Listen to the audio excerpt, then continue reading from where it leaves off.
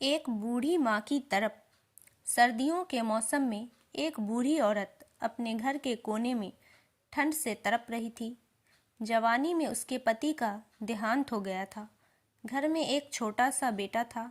उस बेटे के उज्जवल भविष्य के लिए उस माँ ने घर घर जाकर काम किया। काम करते करते वो बहुत थक जाती थी, लेकिन फिर भी आराम नहीं करती थी। वो सोचती थी, जिस दिन बेटा लायक हो जाएगा उस दिन आराम करूंगी। देखते देखते समय बीत गया और माँ बूढ़ी हो गई और बेटे को अच्छी नौकरी मिल गई। कुछ समय बाद बेटे की शादी कर दी। अब घर में एक सुंदर पोता भी हो गया।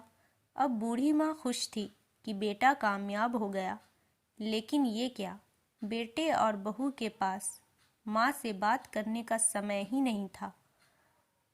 बस ये फर्क पड़ा था माँ की जीवन में। पहले वो बाहर के बर्तन धोती थी, अब अपने घर में बहू बेटे की। फिर भी खुश थी क्योंकि औलाद उसकी थी।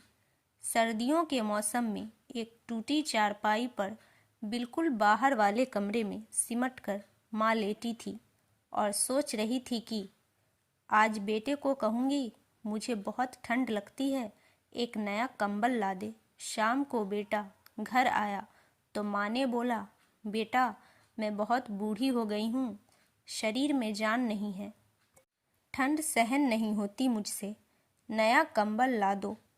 तभी बेटा गुस्से में बोला, इस महीने घर के राशन में और बच्चों के एडमिशन में बहुत खर्चा हो गया। कुछ पैसे हैं, पर तुम्हारी बहू के लिए शॉल लाना है, वो बाहर जाती है।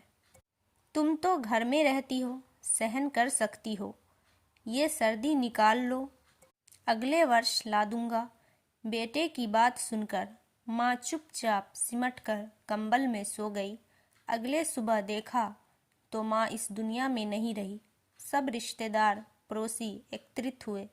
बेटे ने माँ की अंतिम यात्रा में कोई कमी नहीं छोड़ी थी।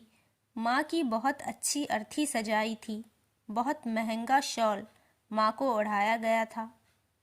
सारी दुनिया अंतिम संस्कार देखकर कह रही थी, हमको भी हर जन्म में भगवान ऐसा ही बेटा मिले।